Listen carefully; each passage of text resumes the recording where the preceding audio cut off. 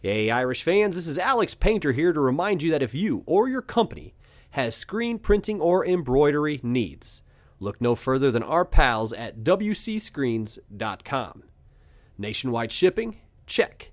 Wholesale pricing? Absolutely. They are indeed the gold standard of the industry and fervent supporters of this show, and of course, your fighting Irish. So give them a holler at wcscreens.com. And on with the show.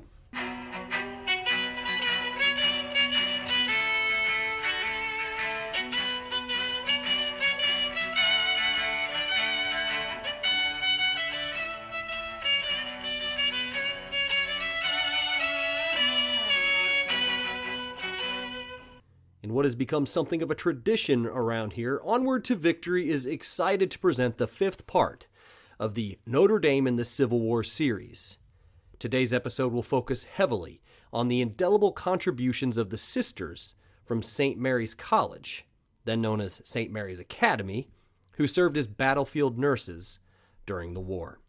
Also, as a pleasant bonus, we're going to talk about a certain Thomas Bulla, a man with both close connections to the University of Notre Dame and the famous Underground Railroad. So pull up a locker room stool and buckle up those chin straps, Irish fans. This is Onward to Victory.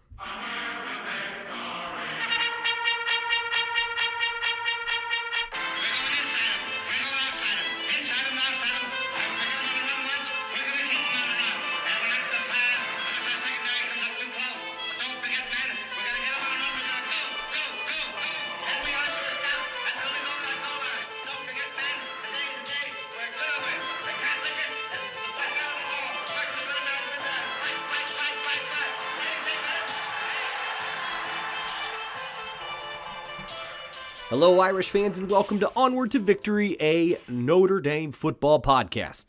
My name is Alex Painter, and this is episode number 76 of the most exhaustive, accessible source of Notre Dame football history since 2019.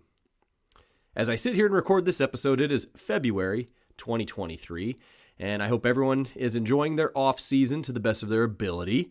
A bit of a shameless plug, the show's last offering about the legacy of former Irish quarterback Ian Book might tide you over for just a little bit. Not only was it a fun episode to kind of pull together, but it was really quite a pleasure to dig into the history of the quarterbacks of Notre Dame. And I may have incidentally made a strong case that Ian may be the best of all Irish quarterbacks, and since my head wasn't carried off on a pike, I assume perhaps some of you may either agree or at least entertain the notion. Either way, it was fun, informative, so please go give it a listen. And while you're going back into the show archives, there is no better time to like, subscribe, or do whatever it is that you have to do to make sure that you are receiving all of the show's latest offerings and you're alerted when they drop. So as I mentioned in the episode lead, a show tradition continues with a fifth installment of the Notre Dame in the Civil War series. If you're a bit new around here, or if this is your first Notre Dame in the Civil War episode, then please, by all means, check out any of the following episodes after this. So from 2020, we had episode 14, which was part 1, about Notre Dame student turned soldier Frank Baldwin, who rose to the rank of a commissioned officer before sadly being killed in action at the Battle of Stones River in 1863. Episode 15 was about the famous Father Corby and the Irish Brigade.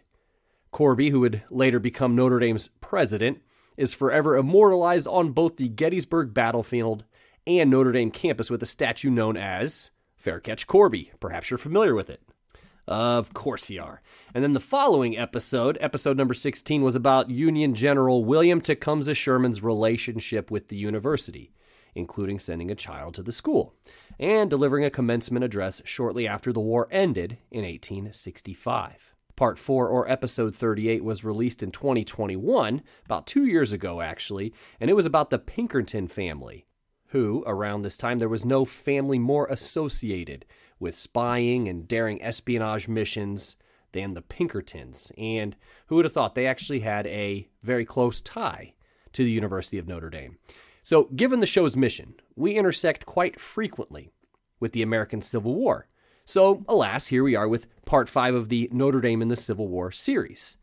I also thought this afforded us a really nice opportunity to talk about St. Mary's College. And also I have to give the assist on this one to listener Chris Kozicki. His daughter is actually a nursing student at St. Mary's now and kind of tipped me off to it late last year that this might be a good episode idea. And as a bit of a tag-along to the St. Mary's story, we're going to also focus a bit on a gentleman named Thomas Bulla, who had this really close connections to both Notre Dame and the famous Underground Railroad. I'll also share why I have a particularly personal affinity for Mr. Bulla as well. But let's start with St. Mary's College, or as it was known then, St. Mary's Academy. First, right out of the chute, many may not realize that St. Mary's is almost as old as Notre Dame itself. And for some of you who may be at home or in the car saying, what is St. Mary's? Well, for the sake of ease, it is right across the street from the University of Notre Dame, and it is a small, all-women's liberal arts college. And yes, it is almost as old as Notre Dame itself. It was officially founded in 1844, just 2 years after Father Edward Sorin founded Notre Dame. And it was Sorin and 4 sisters of the Holy Cross who founded what would soon become St. Mary's Academy. Now, the original St. Mary's was not contiguous or adjacent to Notre Dame as it is today. No, actually, the original site was at a rented house in Bertrand, Michigan, 6 miles north of South Bend. That I did not realize. And the first students were a handful of girls who were orphaned. But the academy grew slowly, and 11 years later, in 1855, it moved to South Bend for good after purchasing 185 acres, and thus, Notre Dame's sister college then sat in much closer proximity to Notre Dame. And of course, as I mentioned, this also happens to be the school's present-day site. It was also in 1855 that St. Mary's was granted the accreditation to confer degrees or diplomas upon her pupils. But the first diploma would not be awarded until 1898. While the school didn't have a formal president during its first few decades, Mother Angela Gillespie served as the first directress, so I suppose the female version of director, of the academy. Mother Angela also happened to be the cousin of Ellen Ewing Sherman, who was the wife of future Union General William Tecumseh Sherman. Small world, right? But also a reminder of how the school may have crossed the Sherman's purview in the first place. St. Mary's was then, and still is today, a women's-only school. During the 1850s and 1860s, most, if not all, of the instructors at the academy were nuns. Additionally, similar to Notre Dame and priests, women who would study to become nuns also attended St. Mary's, as well as students who ultimately had other vocations as well. By the turn of the 20th century, St. Mary's boasted a fine conservatory of music, an arts program, as well as coursework in foreign languages, as well as typing and stenography. But back to the Civil War here. So the war itself, after decades of compromise and political maneuverings, finally and formally broke out on April 12, 1861, with the Confederate attack on Federal-held Fort Sumter in the Charleston, South Carolina harbor.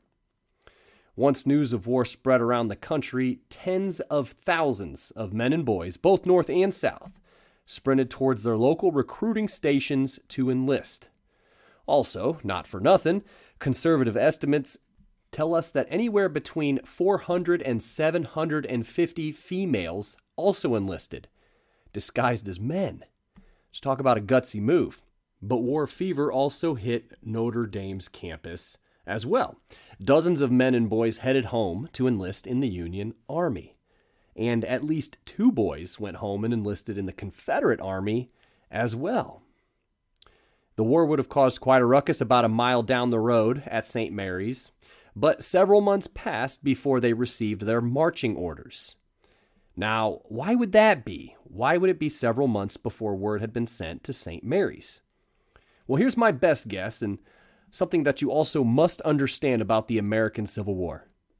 When it broke out, nearly all the Union soldiers only signed 3-month or 90-day enlistment papers. Most figured that the war would be one big flash bang, one side would win the grand battle, and it would be over. This was evidenced by the fact that at the first major land engagement of the war, the Battle of First Bull Run in July of 1861, the spectators came out in droves, almost as if they were taking in a show or an opera. They came armed with picnic baskets, bottles of champagne, and binoculars. They were intent on watching some glorious battle unfold. Knowing what we know about the American Civil War now, can you even imagine? So when the Confederate Army routed the Union Army that day, everyone ran back to Washington, D.C. in total chaos, both soldier and spectator alike.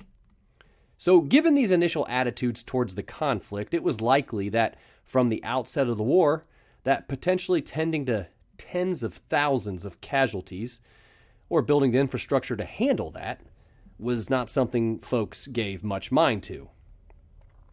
So when Indiana Governor Oliver P. Morton wrote Father Sorin in October of 1861, Sorin immediately walked over to St. Mary's and asked for Mother Angela. Within just a few hours, Mother Angela and 5 other nuns were on a train bound for Cairo, Illinois.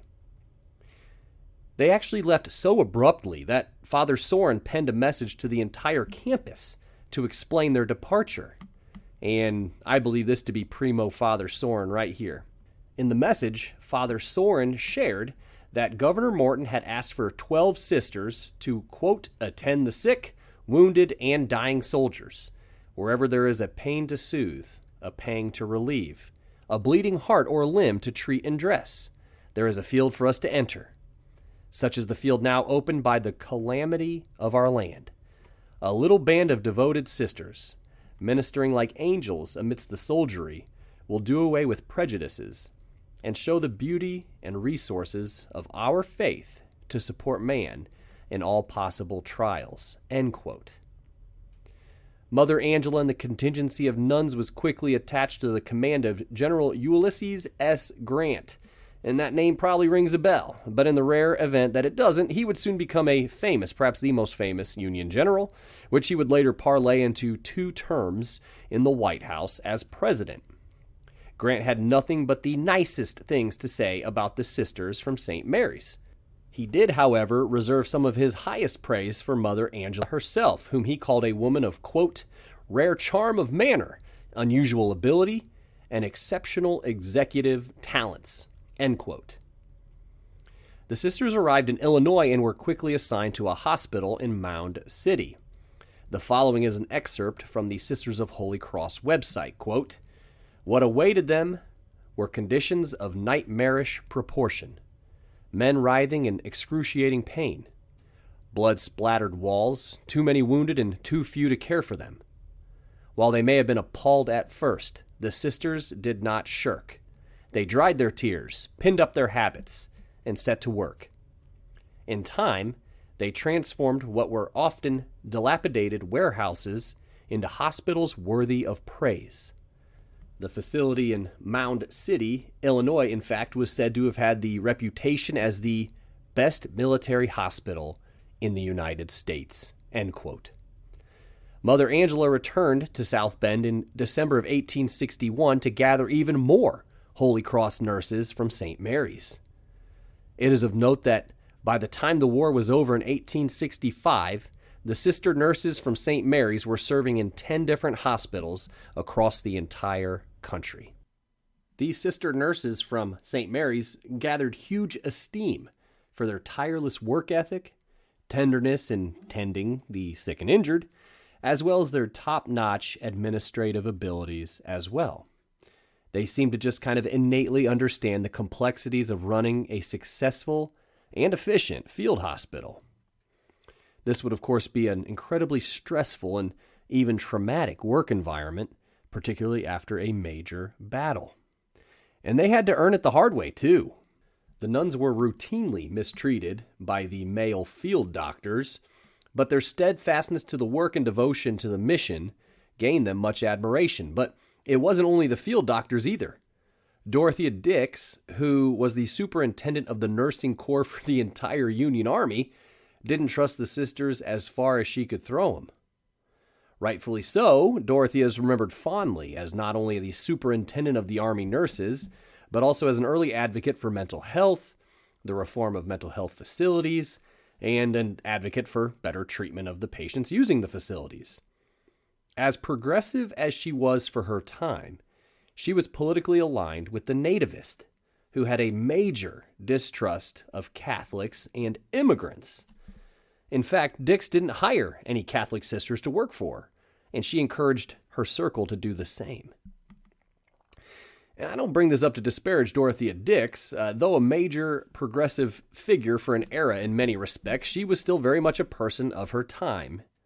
I raise this to drive home the idea that these women had to combat prejudice to succeed in their pursuit of Army nursing during this time.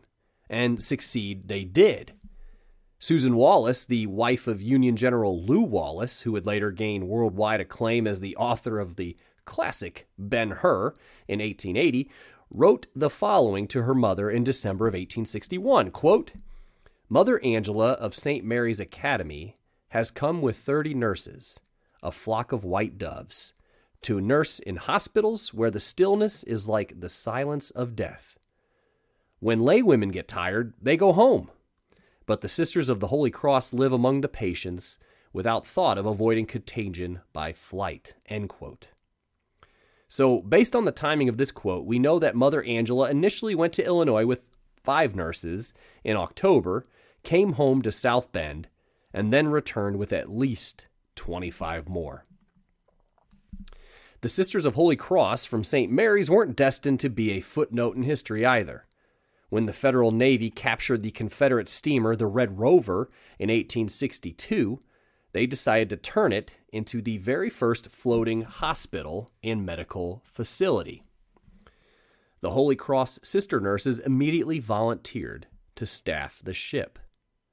According to Naval Department historian E. Kent Loomis, when they climbed aboard the ship on Christmas Eve of 1862, quote, "They may truly be said to be the pioneers or forerunners of the United States Navy Corps, as they were the first female nurses carried on board a United States Navy hospital ship." End quote. In short, I think these women are truly incredible. And how can we all, I suppose, not feel that particular way? But I have to give props to the book that I found a lot of this information in. And every time I do one of these episodes, I always make sure I give it some praise. But the book is called Notre Dame in the Civil War, Marching Onward to Victory. It was written in 2010 by James M. Schmidt, which again, by the way, I can't recommend enough if you enjoy these episodes. Pick up a copy if you'd like. They're available pretty much at all online booksellers. And frankly, I'd love to meet James one of these days as well. But anyway, this passage summed it up well, and I found it in Schmidt's book. But he was able to locate it in A Story of 50 Years from the Annals of the Congregation of the Sisters of Holy Cross, 1855 to 1905. Long title, but essentially that is the College of St. Mary's 50th anniversary publication from way back in 1905. Quote, "Seemingly lost in the Holy Cross's sisters' tale of 4 years of tender ministrations to the sick and dying is the story of a strong woman who led the original band after the first call in October 1861, Mother Angela. The lack of a personal account belies her tireless activity. She might be found scrubbing floors or assisting in surgery, but even behind the scenes, Mother Angela was exercising her considerable influence and executive abilities by placing trusted subordinates in charge of other hospitals and writing friends, strangers, officers, and politicians for supplies. Perhaps, though, it was her example of confidence and humility that did the most good. There are some people who can inspire others to do what, ordinarily speaking, is impossible. Mother Angela was one of those," one sister wrote. Her faith and courage never recognized limitations, hence the nature, the magnitude of her achievements and those of her sisters." End quote. Whew, that was good. So the next time you're driving down Indiana State Road 933 and you spot St. Mary's College, which sits directly adjacent to Holy Cross College and, of course, again, right across the street from the Notre Dame campus, remember the impact on the war effort by Mother Angela Gillespie and the rest of the St. Mary's sister nurses. And we'll be right back with Thomas Bulla in the Underground Railroad right after this.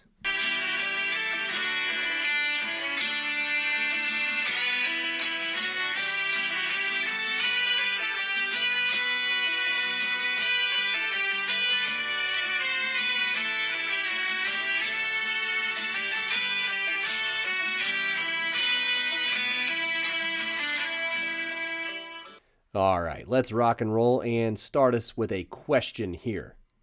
You ever park in the Bulla lot during football games or concerts at Notre Dame? Well, that's the namesake of none other than the family of the man we are going to discuss, that of a certain Thomas Bulla, Bulla being B-U-L-L-A.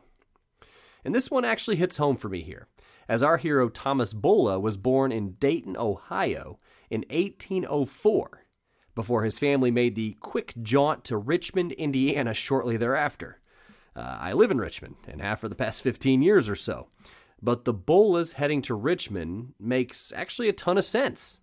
They were Quakers, and they were taking part in the Great Quaker Migration around this time, during which hundreds of Quaker families made their way to Richmond or a variety of other East Central Indiana locations.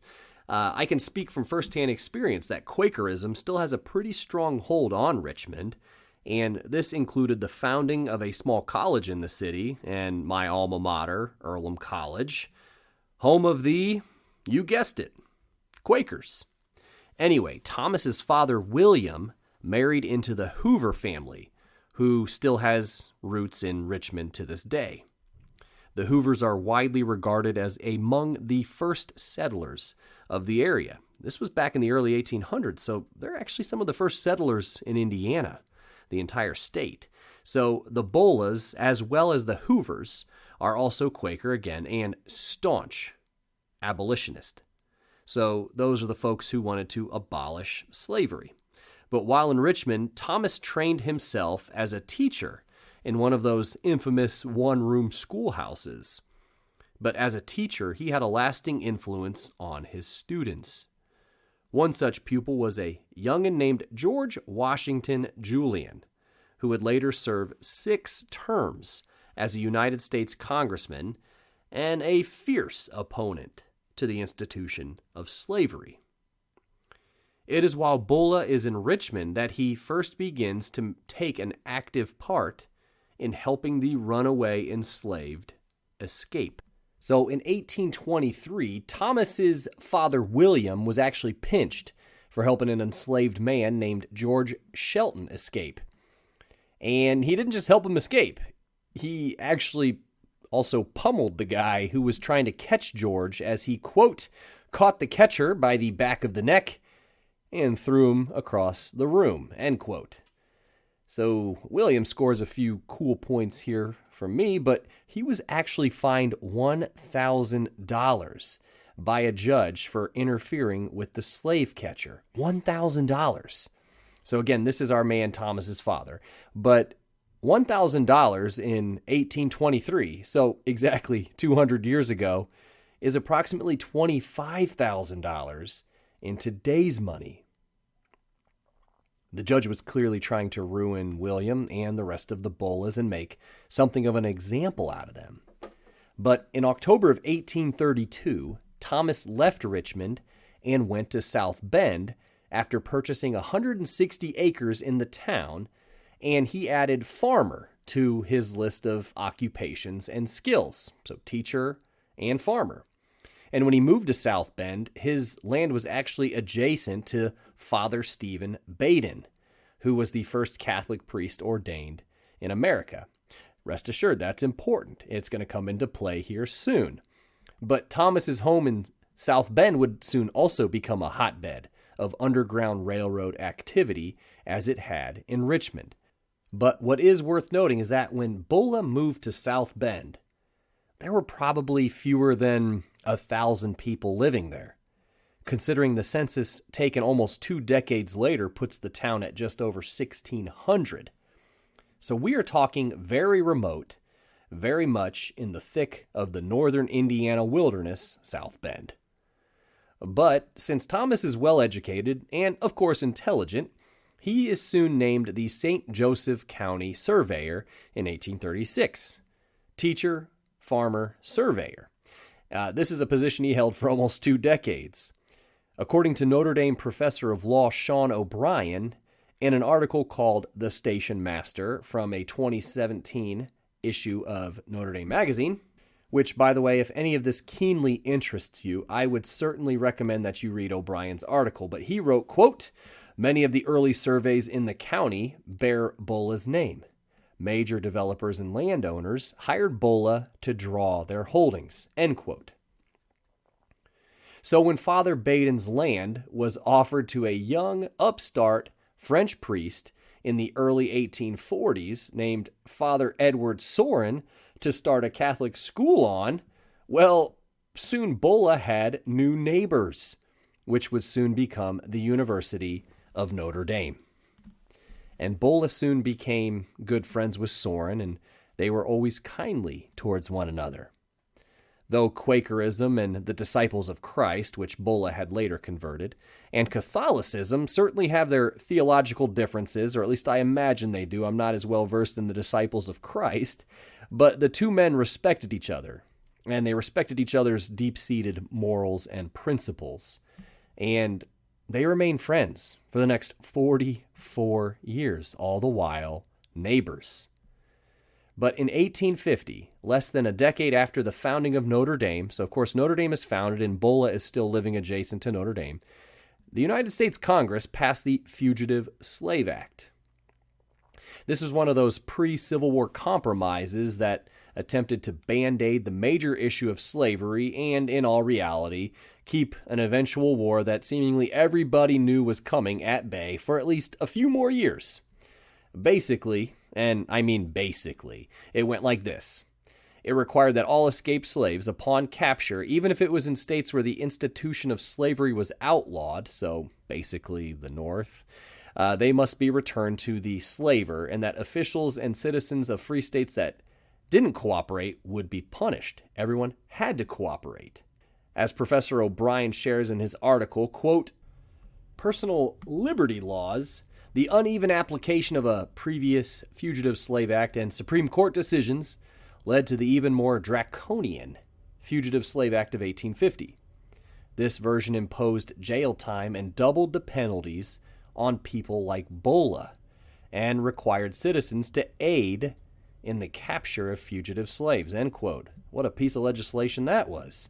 Needless to say, the abolitionists such as Bulla mobilized and many doubled down on their efforts as Underground Railroad station masters after the Fugitive Slave Act. So I'll interrupt myself here briefly just to kind of throw out some terminology here that maybe you're not familiar with. I keep using the term station master. Well, for the Underground Railroad, which was again a clandestine network to harbor fugitive slaves for their freedom, the station master was someone who actually hid slaves in his or her residence. But tracks were referred to as kind of the route of the Underground Railroad. Stations or depots were hiding places. Conductors were the guides on the Underground Railroad, so like, say, Harriet Tubman type. Agents were sympathizers who helped the enslaved connect to the railroad, so people who kind of put you in touch with the right people to get you into the network. So that's some of the parlance, if you will, surrounding the Underground Railroad. But no doubt Bulla was an active participant in harboring the escaped enslaved and shuffling them to the next stop. And, I'd like to think that, given the proximity to his beloved campus, that Father Sorin at this time must have had at least an inkling of some of this illicit activity that was going on. And given that Bulla was never caught, we can probably deduce that he may have gotten some help from his Irish neighbors. Or, at the very least, their lips were sealed in complicity. So the Civil War ended in 1865, and slavery was abolished for good. And Bulla remained the closest neighbors with Sorin and Notre Dame. O'Brien describes the nature of the family's relationship with the university as cordial and more than casual. He points to old issues of the Scholastic, which is, of course, the student newspaper, to kind of reinforce this. There's one where has a story that Bulla helped the students pull a nearly 3-foot fish out of the St. Joseph's Lake. Bulla also sent his 2 sons to Notre Dame as students. His son Milton graduated in 1865, and his other son Thomas Jr., I suppose, graduated in 1867. And back in episode 63, we discussed the Great Fire of April 23, 1879 on campus, which torched the then main building, which then, of course, allowed for the university to build the current main building with the famous Golden Dome atop. But the Bullas actually opened their home to the campus community during this incredibly difficult time. Professor O'Brien also sleuthed that, quote, university records indicate financial ties between Bulla and Notre Dame. Perhaps the Bullas sold crops to the university to feed its growing student population, or even Mrs. Bulla's woven linen shirts made from flax grown on their property kept the students clothed, end quote. Thomas Bulla died on December 1st, 1886. The school paper reported in their December 4th issue that, quote, the deceased had for 30 or more years, up to the year 1865, followed the occupation of a farmer near Notre Dame, and educated his sons at the university, Milton and Thomas, of course. He was well known and respected as a good man and citizen, and his demise is mourned by a large circle of friends, end quote. So you may be asking yourself, where is Bulla's farmhouse today? This is again where Professor O'Brien comes in with a major assist. And I'll give you a hint. It's actually not at the building that is today called the Bulla Farmhouse, which, of course, as you may guess, resides near the Bulla lot, where, again, some of you may park on football Saturdays. But rather, it's approximately at the modern-day sites of Flanner and Grace Halls. Though the original farmhouse has long been demolished, it is of note that the site itself is only about a 4-minute walk to the north from the Hesburgh Library and about a 6-minute walk to the east from the main building and the Basilica of the Sacred Heart. So when I say they were neighbors, they really were neighbors. And I think it's really interesting to, again, hearken back to the fact that it is little doubt that perhaps some on Notre Dame's campus understood and knew what was going on at the Bulla Farmhouse, which was, of course, Notre Dame's own hotbed of abolitionist activity and stop on the Underground Railroad. And I'll be right back with show wrap.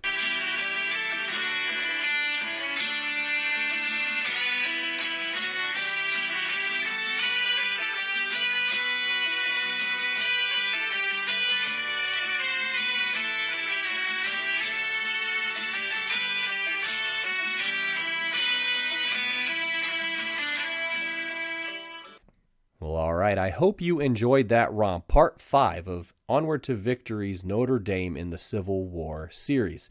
I don't even know what part 6 is going to bring, but I know it's going to be just as much fun as it was here today. So that was great. It afforded me the opportunity to learn a lot about Notre Dame's sister college in St. Mary's. Perhaps a lot of us drive past it and, of course, are aware of its existence, but don't really have much of a sense of its history. So was glad to at least peel back a couple layers on that, particularly as it pertains to their involvement in the American Civil War. But also, I got to tell you, I first stepped foot on Notre Dame's campus in 2013 on a work trip when I was 26 years old, and I was able to return a ton over the years because work took me to South Bend, and now, of course, I'm able to take my kids to football games and just on little vacations to South Bend. But I guess the point in me saying that is I have been blessed with the opportunity and the opportunities especially the last decade to visit that campus a whole lot.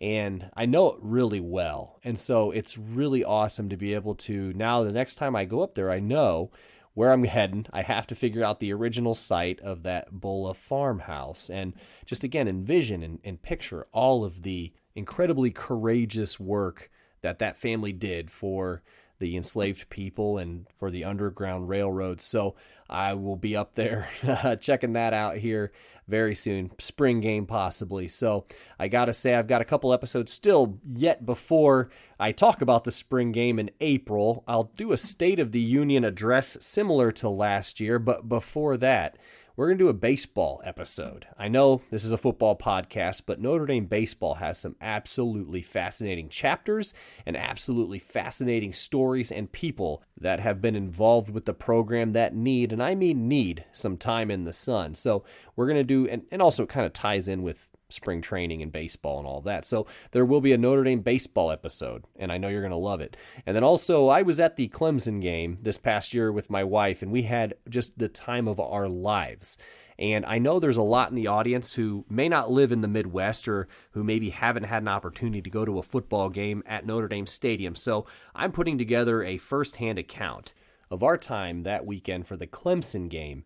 And hopefully we can all kind of relive, other than just like a great football game, a chance for those who maybe haven't had an opportunity to experience game day at Notre Dame. I would just really like to kind of maybe convey some of those feelings and some of those memories. And I don't know, I just thought it might make a cool episode. I hope you're going to enjoy it. So that's coming as well. So that's also my cue to say, hey, if you haven't liked and subscribed to the podcast, make sure you have done that to make sure you are alerted to all of the newest offerings. And really happy that you were able to hopefully enjoy this episode here today.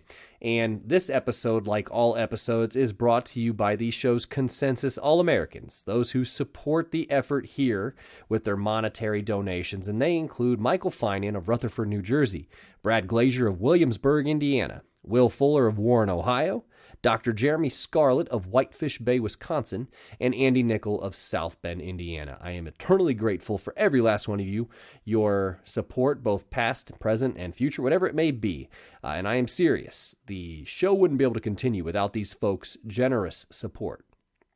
And also a very special thank you to WCScreens.com, our banner sponsor for yet another year here in 2023, as well as Joseph Rakish, who wrote the song Canute Rockney, which serves as our theme song.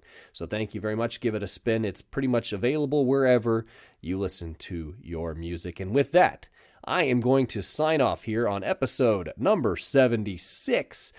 The fifth part of the Notre Dame in the Civil War series. This has been Onward to Victory, a Notre Dame football podcast. And in kindness, I am your host, Alex Painter. And as always, go Irish.